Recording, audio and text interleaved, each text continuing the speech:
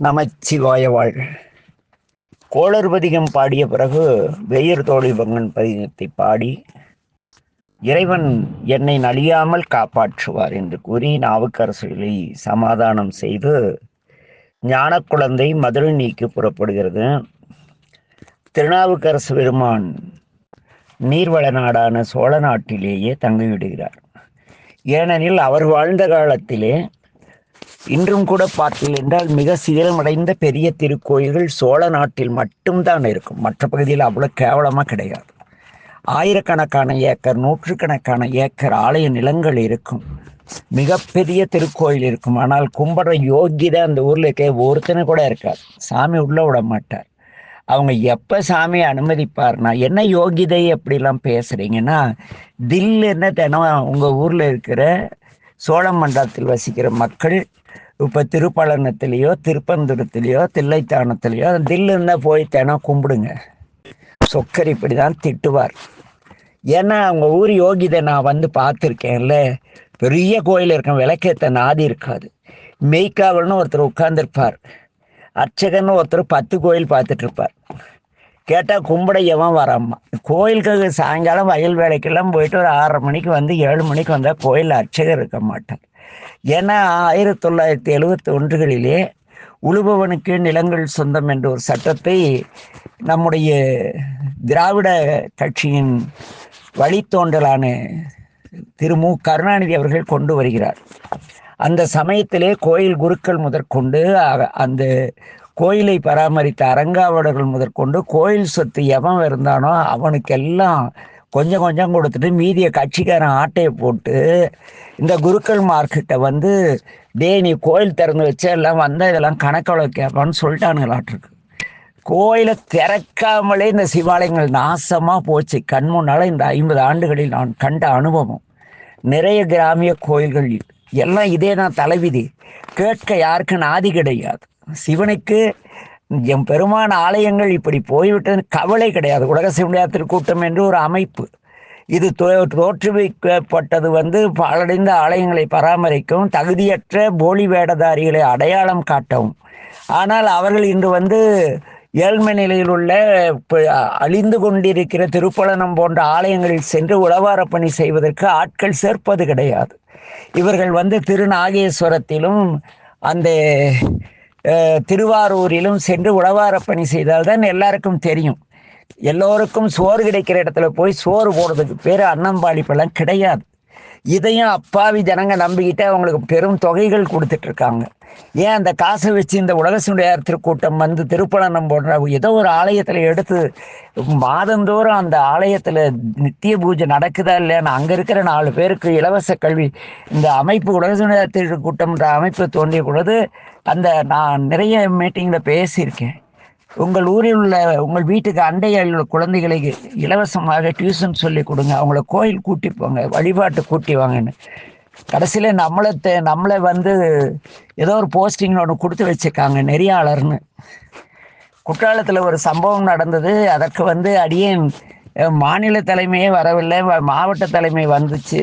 மாவட்ட தலைமையில் எப்படி நோட்டீஸ் அனுப்புனா அவருக்கு அனுப்பியான்னு கேட்டதுக்கு அடியேன் அடுத்த செகண்ட் உலகத்தில் கூட்ட அந்த அமைப்பின் முக்கியமான ஒரு பொறுப்பு அப்படின்னு ஒரு டம்மியாக ஒரு பொறுப்பு கொடுத்துருந்தாங்க, நன்னெறியாளர் அப்படின்னு.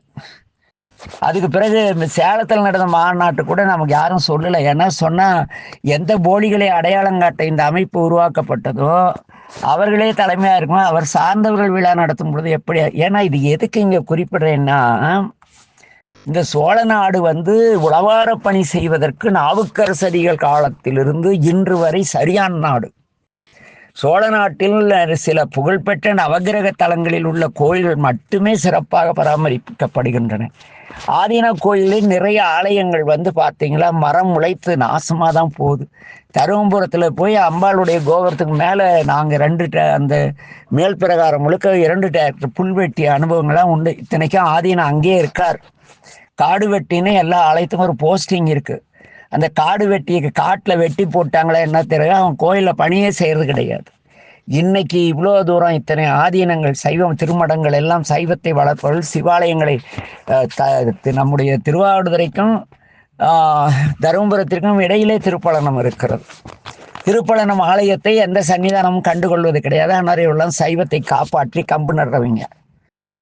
இதே நிலைதான் அன்று இருந்திருக்கு. பெரிய சிவாலயங்கள் எல்லாம் புல்மொழித்து அலைந்து கொண்டிருந்தன அதனாலதான் நம்முடைய திருநாவுக்கரசுடைய பாடல்கள் பெரும்பாலும் சோழ மண்டலத்தில் தான் அதிகமா இருக்கும். ஏன்னா அங்கதான் பெரிய கோயில்கள் கேப்பாரற்று கிடக்கின்றன. இன்னைக்கும் கும்படன் நாதி கிடையாது. ஊர் அழிந்து கொண்டிருக்கிறது. கோயில் நிலங்கள் களவாடப்பட்டன. சிதம்பரம் நடராஜ கோயிலுக்கு ஒரு அரையடி நிலம் கூட சொந்தமா இல்லைன்னு தீட்சர்கள் சொல்லும் பொழுது என்ன ஆயிற்று நிலங்கள் என்றால் யாரையும் ஆட்டையை போட்டாங்க. திருப்பழனம் கோயிலே எனக்கு தெரிஞ்சு கோயிலுடைய மகாசனி பிரதானமானது பெரிய மதில் சுற்றுக்குள்ள வாழை வச்சு மதில் சொரை இடிச்சானுங்க. என்னன்னா இன்னைக்கே இந்த நிலைனா சமணம் ஆதிக்கத்தில் இருந்து இப்போ எப்படி கிரிப்டோ கிறிஸ்டியன்ஸ் என்று சொல்லக்கூடிய ஆளுங்கட்சி வர்க்கத்தினர் அவங்க எல்லாம் கிறிஸ்டியனை சேர்ந்தவங்க, ஆனால் இந்தும்பானுங்க. இந்த முட்டாள் இந்துக்கள் சைவர் எல்லாம் போய் ஓட்டு போடுவானுங்க. ஏன் இந்த பதிவில் இதெல்லாம்னா திருநாவுக்கரசடிகள் உளவார பணி செய்த பின்னும் கடந்த 50 ஆண்டுகளில் அழிந்து போன சோழ நாட்டு திருக்கோயில் நிறைய ராஜகோபுரருக்கும் உள்ள இருக்கிற ஒண்ணுமே காணாது. சிலையெல்லாம் எங்க போச்சுன்னு தெரியல. உள்ளூர்காரன் எவனும் கேட்க மாட்டானே. இந்த உலக சுடையா திருக்கூட்டம் வந்து திருவாரூர்ல போய் டம் டம்னு கூத்தாடுவாங்க. அங்க ஒரு கேடி வரான், பெண்கள் கிட்ட எல்லாம் தப்பா பேசுறான், ஜாலியா பேசி படுக்க கூப்பிடுறான். ஆமா, நிறைய தாய்மார் எனக்கு அவனை பிடிச்சி உதைக்க சொல்லியிருக்கேன். எனக்கு உதைக்கிறப்ப உலக சிவனடியார் ஆட்சின்னு எவனாவது பேசிட்டான், அப்புறம் வச்சுக்கலாம் கச்சேரி. ஏனெனில் இப்ப இந்த சுண்ணாம்பு களவாயில் வேழ்ந்து செத்து சுண்ணாம்பாகி வயிற்றுக்கு சோறு இல்லாத நாவுக்கரசடிகள் உளவார பணி செய்த நிறைய திருக்கோயில்கள் சோழ நாட்டிலே இன்றும் இருக்கிறது, அன்றும் இருந்தது. என்ன அவருடைய நாவுக்கரசல் விரல் நோக சந்து சந்தா அந்த உலவார படைத்து புல்லு வெட்டி பார்த்தா தெரியும் ஒரு தனி நபரா. ஆக என் அன்பின் உறவுகளே, நாவுக்கரசடிகள் சோழ நாட்டிலே தங்கிட்டார். ஏன் தங்கிட்டார்னா அந்த பாலா போன சைவத்தையும் இந்த சிவாலயங்களையும் எப்படியாவது வழிபாட்டிற்கு கொண்டு வர வேண்டும் என்று தங்கினார். ஞானசம்பந்த பிள்ளை சைவத்தை நிலைநாட்ட வேண்டும் பாண்டிய நாட்டிலே என்பதற்காக அங்கிருந்த திரு அகத்தியான் பள்ளி, திரு கடிக்குளம், திரு இடும்பாவனம், திரு சாத்தானம், திரு கொடுங்குன்றம் ஆகிய திருப்பதிகளை வணங்கி பின் ஆலவாயில் எல்லையில் சென்று அடைகிறார். அங்கே மங்கையர்க்கரசியார் நம் ஞான பிள்ளைக்காக காத்திருக்கிறார். ஞானசம்பந்த பெருமானை பார்த்த உடனே குழந்தை பிறந்த உடனே எப்படி தாய்க்கு பால் சுரக்கிறதோ அதுபோல அவருக்கு பால் சுரந்ததும் அவ்வளோ பற்றோடு தன் மகனை வரவேற்பது போல அன்னை நின்றிருக்கிறார். நம்முடைய பெருமான் ஞானசம்பந்தர் மங்கையர்க்கரசி வளவர்கோன் பாவை என்ன என்ற, ஏன்னா கணவன் சமணன் திருநீர் அணிந்த விடமாட்டான், அழிக்க சொல்லுவானா இல்லையா? கண்டு முட்டு தீட்டு திருநீர் அணிஞ்சனை பார்த்தேன்னு சொன்னவ ஐயோ தீட்டு பட்டுச்சுன்னு சமணர்கள் சொல்ற. அப்படிப்பட்ட கொடூரமான சைவத்திற்கு இடையூறு நேர்ந்த காலம். கண்டிப்பாக மங்கையர்க்கரசியார் நாமறையும் படத்தில் இருப்பது போல இருந்திருக்க மாட்டார். அவர் நல்ல கற்புக்கரசி, தன் கணவனை உயிரினு மேலாக நேசித்தவர். ஆனால் சோழ நாட்டிலே சைவ பூமியிலே பிறந்தவர். திருநீர் அணிந்து நெற்றியை முக்காடிட்டு கண்டிப்பாக மறைத்திருப்பார். திருநீர் தன் கணவன் பார்த்தால் கண்டு முட்டாய்விடும் அப்படிங்கிறதுக்காக. அன்று இருந்த சைவ சாதுக்கள் எல்லாம் இந்த சமணர்களுடைய கண்டு முட்டு கேட்டு முட்டு கொடுமைக்கு பயந்து 16 இடங்கள் திருநீர் நெற்றியை ஒரு முக்காடு மாதிரி போட்டு நெற்றியில் திருநீரை மறைச்சி கையில் இருக்கிற திருநீர் முழங்கால் வரைக்கும் எல்லாம் மறைச்சிக்கிட்டு தான் ரோட்டில் நடந்தாங்க. அவ்வளோ அவலக்காலம் நம்முடைய சைவ சமயத்திற்கு. அந்த நிலையிலே சைவத்தின் பெருமையுடன் அந்த மங்கையர்க்கரசியார் அவர் பாடுறார். மங்கையர்க்கரசி வளவர்கோன் பாவை சோழமண்ட சிவபூமிக்கு சொந்தமான அந்த அன்னை என்று பாடுவார். அங்கே பாடிய பிறகு ஆலவாய் சென்று ஆலவாய் சொக்கரை கண்டு வணங்கி நீளமாம் இடத் தொடங்கும் திருப்பதிகத்தை பாடுகின்றார். அங்கிருந்து குலச்சிறையாரும் மங்கையர்க்கரசியாரும் வரவேற்கிறார்கள். அங்கே திருஞான சம்பந்தர் பிற சமயங்கள் சமன் முதலிய சமயங்கள் இந்த கடவுள் மறுப்பாளர்கள் எல்லாம் மேலோங்கி நிற்கும். ஏனெனில் அந்த களப்பிரர்கள் கடவுள் மறுப்பாளர்கள், அவர்களும் அங்கே ஆட்சி செய்தால் அவர்களும் மிச்சம் இருந்திருப்பார்கள். இந்த பிரச்சமயங்கள் புத்தம் சமணம் எல்லாம் மேலோங்கி இருக்கக்கூடிய அந்த ஆலவாயிலே சிவனடியை போற்றி வாழும் உங்களை காண வந்தோம் என்று நம்முடைய ஞானசம்பந்தர் பேசுகிறார். அந்த சைவம் அந்த ஒரு புறச்சமயத்தார் இன்னைக்கு நம்ம ஆளுங்க நிறைய பேர் நெற்றில கிறிஸ்தவன் இயேசு கொன்ன சிலுவையை கழுத்துல போட்டு போறாங்க, பெருமிதத்தோட போட்டுட்டு போறாங்க. ஆனா நம் இந்து குடும்பங்கள்ல சைவ குடும்பங்கள்ல பிறந்த எத்தனை பெற்றோர் பிள்ளைகளுக்கு நெற்றி நிறைய திருநீர் வச்சு அனுப்புறீங்க.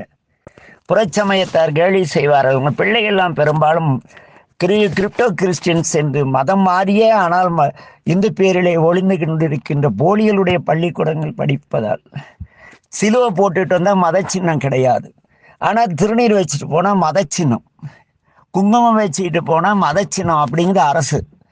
இதுபோல் இப்போ நம்ம பிள்ளைகளுக்கு நம்ம எப்படி திருநீர் வச்சா எல்லாம் கிண்டல் பண்ணுவான்னு வைக்காத விடுறோமோ, அதுபோல் கண்டு பார்த்தாலே தீட்டுங்கிறப்ப திருநீர் அதை காக்க 2 பேர் இருக்காங்கல்ல, இந்த திருநீர் அணிந்து இருக்காங்கல்ல, அதை உணர்கிறார் ஞானசம்பந்தர். உணர்வு வேண்டாம், தில்ல இருந்தால் இந்த பதியத்தை கேட்குறவங்க பிள்ளைங்களுக்கு நெத்தி நிறைய திருநீர் வைக்க பழகி கொடுங்க. இல்லை நீங்கள் மரபற்ற மலடுகள் தான். வாழையடி வாழையென வந்த திருக்கூட்ட மரபு நமது. எவ்வளோ கஷ்டப்பட்டு காப்பாற்றப்பட்ட சைவம். உங்கள் பேரம் பேத்திங்க குழந்தைங்களுக்கு திருநீர் வைக்க கூட தைரியத்தை வீட்டில் என்ன நம்ம என்ன சிவனடியார்கள் என்ன பிள்ளைக்கு நெற்றி நிறைய திருநீர் வைத்து பள்ளிக்கூடத்திற்கு அனுப்பக்கூடிய சைவர்கள் எத்தனை பேர் இருக்கும்? இந்த திருநீர் எவ்வளவு கஷ்டப்பட்டு காப்பாற்றப்பட்டது, எத்தனை உயிர் பணயம். ஞானசம்பந்தரும் நாவுக்கரசு 4-5 முறை உயிரை பணயம் வைத்தார்கள். சும்மா ஞானசம்பந்தர் கதை அடிச்சுட்டு திருமுறை பாடி வித்து பொழைக்க கூடாது. உணர்வு வேணும், புரியுதா? அந்த உணர்வோடு இருந்ததால் ஞானசம்பந்த பெருமான் போய் விழுந்து வணங்குகிறார். குலச்சிறையாரையும் மங்கையர்க்கார் அவர்களும் முன்னாக இவர் வணங்கினாராம். வணங்கி அன்னையே, பிற சமயங்கள் மேலோங்கி நிற்கும் இந்த ஆலவாயில் சிவனடியை போற்றி வாழும் உங்களை காண நாம் மிகவும் மகிழ்வோடு வந்தோம், எதிர்பார்ப்போடு வந்தோம் என்று கூறுகிறார். மங்கையர்க்கரசியார் கலங்கி போனார்.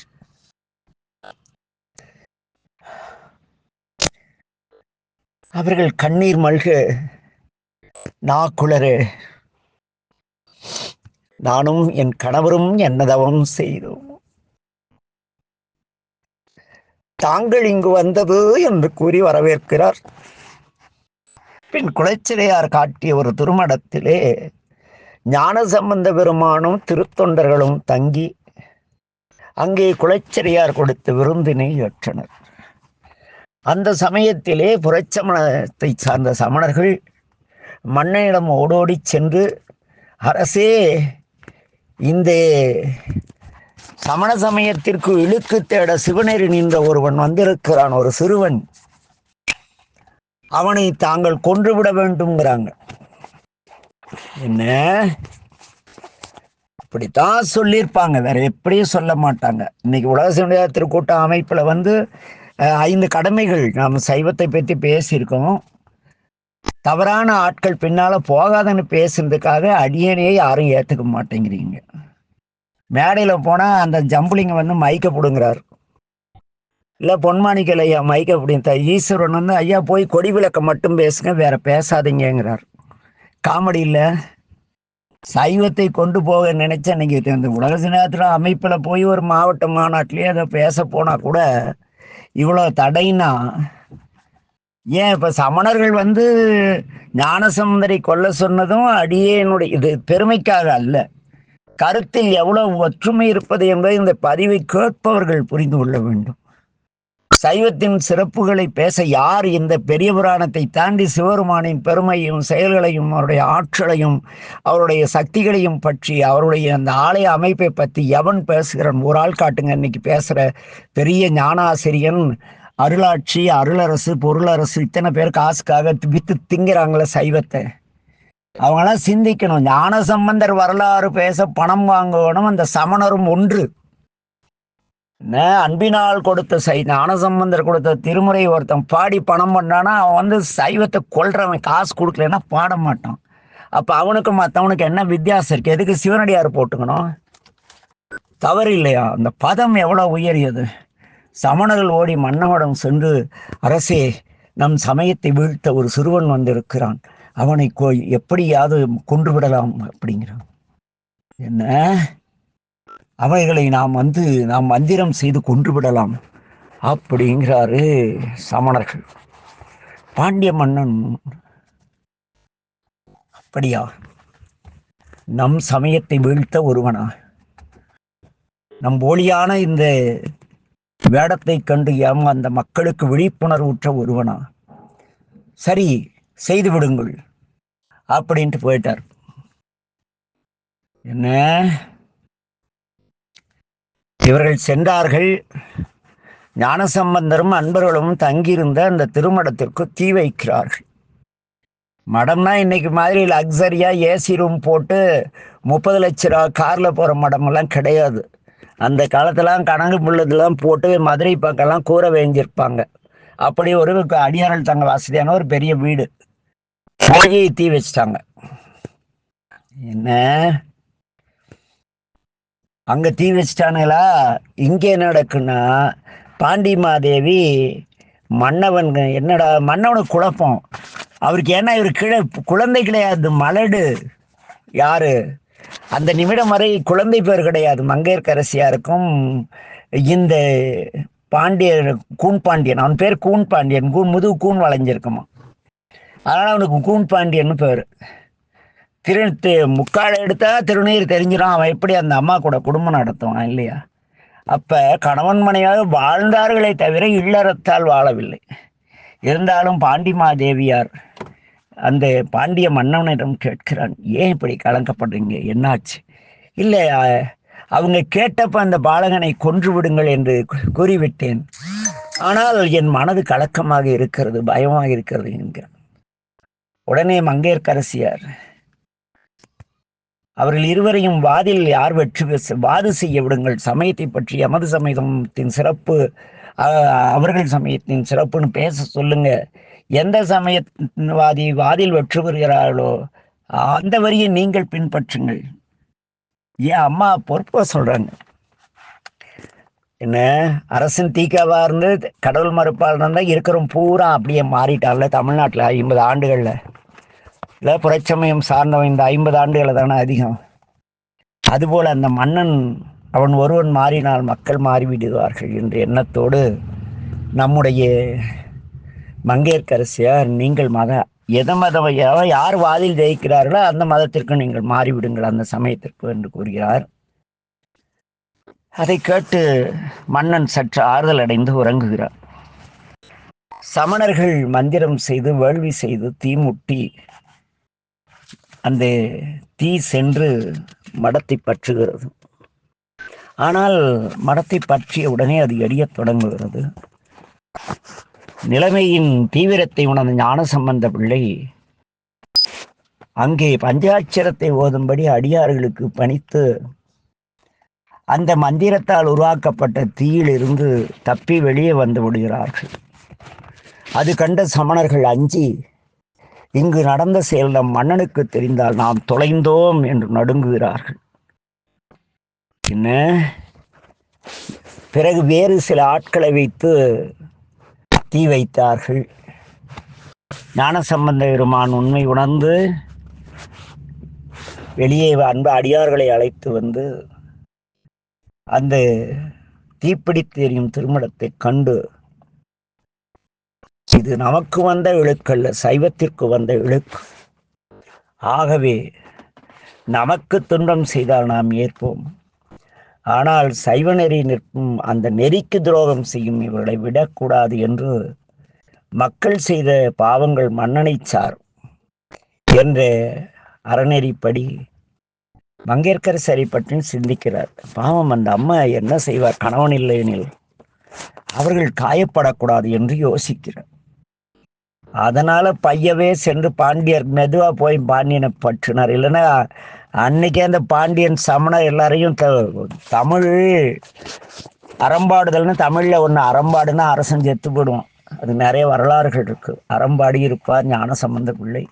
இருந்தாலும் அன்னை மங்கையர்க்கரசியாரின் அன்பிற்காக இந்த பாண்டிய மன்னனை கொல்லாமல் திருத்த வேண்டும் என்று முடிவு செய்த நம்முடைய ஞானசம்பந்தர் அந்த தீயை நோக்கி பையவே சென்று பாண்டியர்க்காகவே என்று அந்த நெருப்புக்கு ஆணையிடுகிறார்.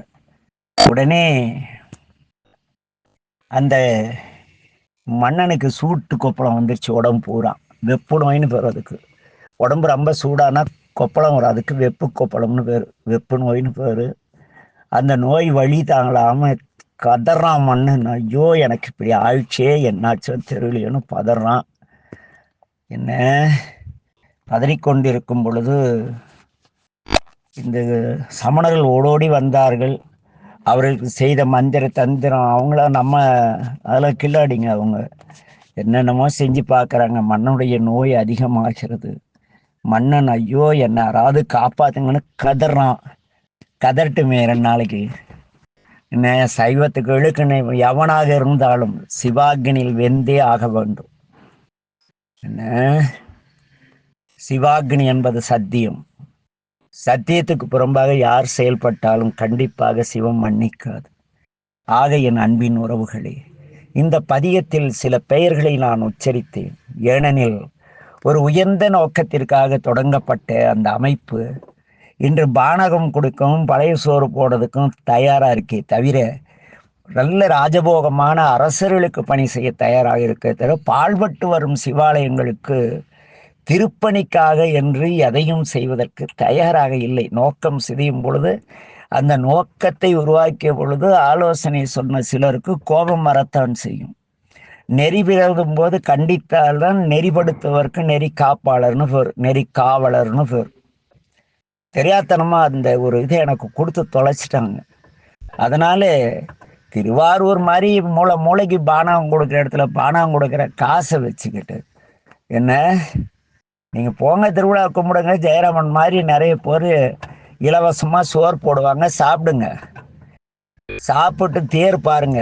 திருவாரூர் எதுக்கு போகிறோம்? தேர் பார்க்கத்தானே போகிறோம், தியாகராஜாவை பார்க்க போகிறோம். எப்படி சொல்கிறாங்க ஊருக்காரங்க?